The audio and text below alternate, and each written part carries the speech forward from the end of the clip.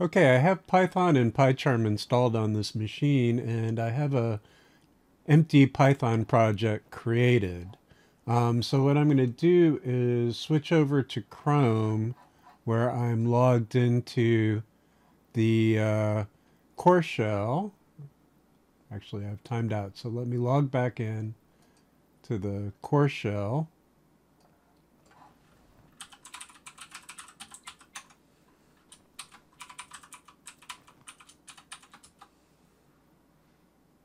And I'm in Module 7 Database Development, Lesson 1, Installing DB Tools. This page is mostly about installing on Windows. So it starts with a description of installing the Visual Studio build tools. You don't need those on the Mac, but you do need to do this next step. So installing MSODBC. The video on this page is wrong. I'll have to put together a page for MacOS install, which you might be looking at now. But you're going to click on this link for MSODBC drivers. And then if you scroll down a bit, you'll see download for Mac, or actually you'll see download for Linux and Mac OS. And then here's the link for install ODBC for SQL Server Mac OS. So click on that, and then you'll see some instructions. Basically, you need to execute these commands from a command shell. You can copy the whole thing, but really you want to run them one at a time to make sure that everything goes okay. So what I'm going to do is I'm just going to copy this first command. So select it and copy. And then I'm going to go to a command line, a terminal, which if you don't know where that is, go close that. I'm going to go to Finder, Applications, Utilities, Terminal. And then I'm going to paste in that command I just copied. Oops, that wasn't it. Here. I'm not actually using a real Mac keyboard here, and so I'm a little confused about exactly what the command equivalents are. Let me try that again. So from here, I want to copy, and then here I'm going to paste, and then hit return. So I'm going to give it my password, which I need to do like so.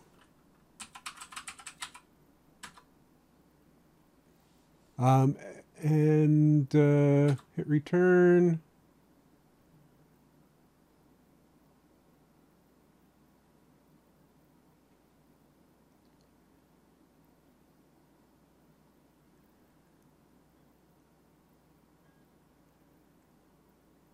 So it's installing Xcode, which is what you need to build stuff on Mac. And that's about the same as what it was doing with the Visual Studio things on Windows.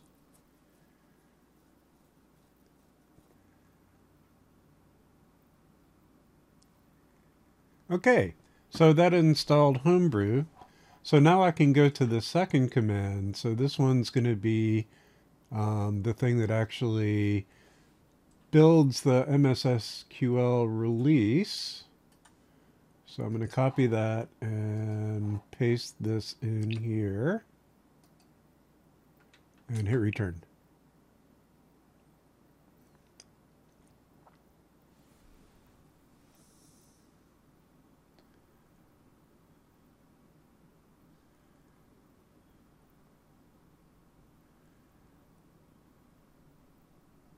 Okay, that didn't take long. And then brew update to make sure that the tools that we just installed are up to date.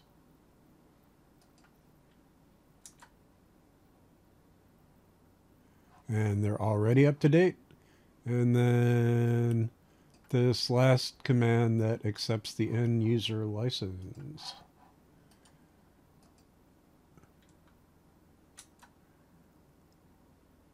Oh, and this actually installs MSODBC SQL 18, so the Microsoft ODBC drivers for SQL Server.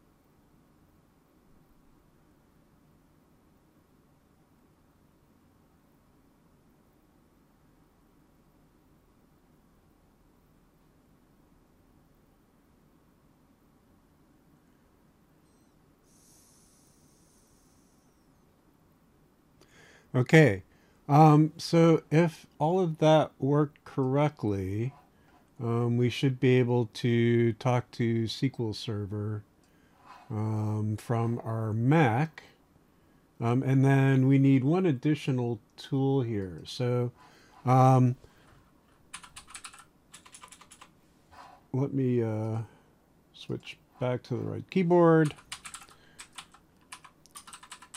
So our Python 3 version is Python 3.10, and there's a pip3, which is the Python package installer, which should match that. Should be in the same directory and should match that.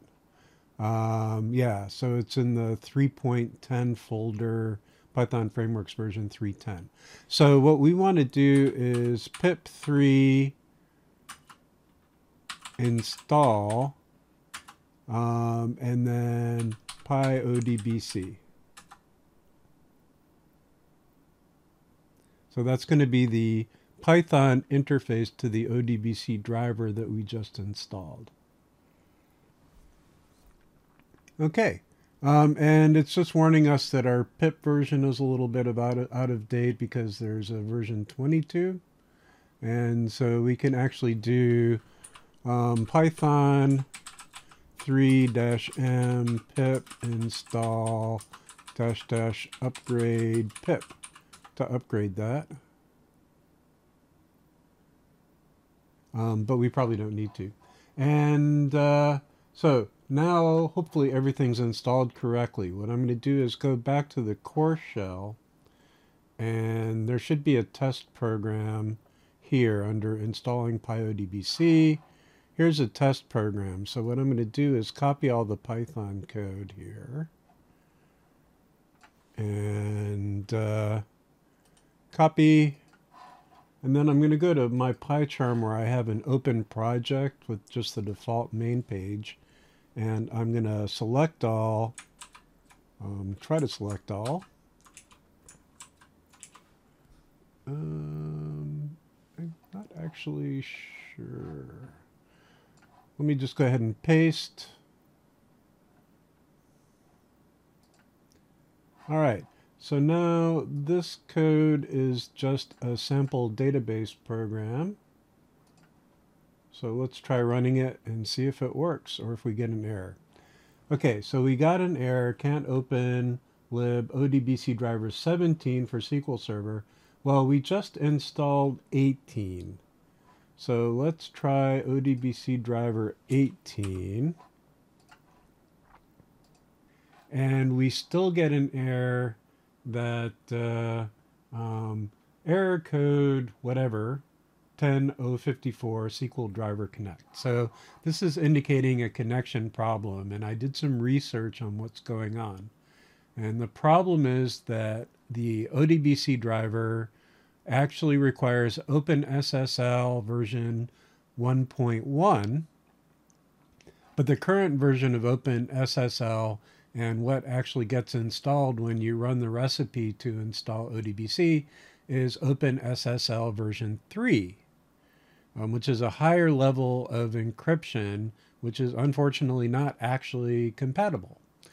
So what we need to do is make ODBC think that we have OpenSSL 1.1 installed on this machine and not OpenSSL 3.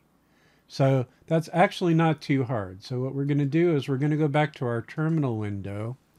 And the first thing I'm going to do is I'm going to make sure that OpenSSL 1.1 is installed on this machine.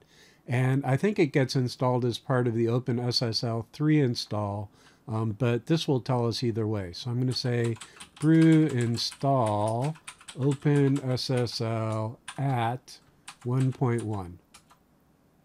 And if it's already installed, it'll tell me and suggest I reinstall instead.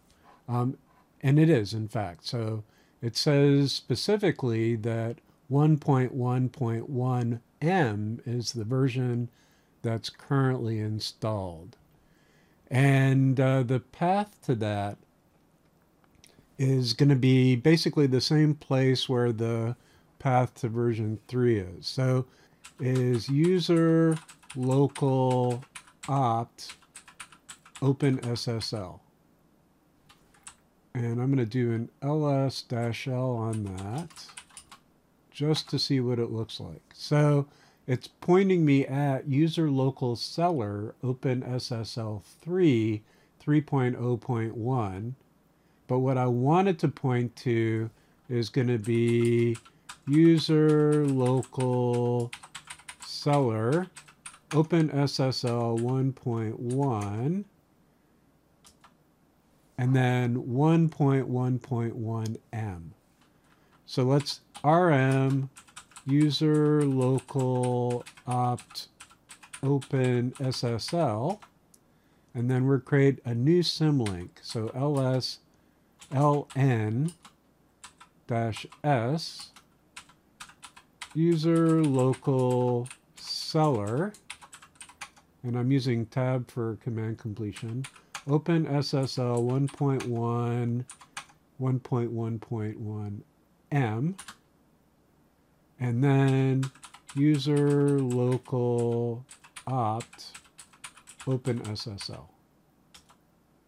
All right, so now if I do ls-l user local opt OpenSSL, it should say that it's pointing to the correct location, which is a version of OpenSSL 1.1. So now I'm going to go back here and I'm going to run this again. And I get a deprecation warning at the top about Pi Unicode from Unicode, but I can ignore that warning because the important thing is that I got back the contents of the database. So the search is returning the first 50 rows in the title basics table, and I get them back as a list of tuples, and here they are.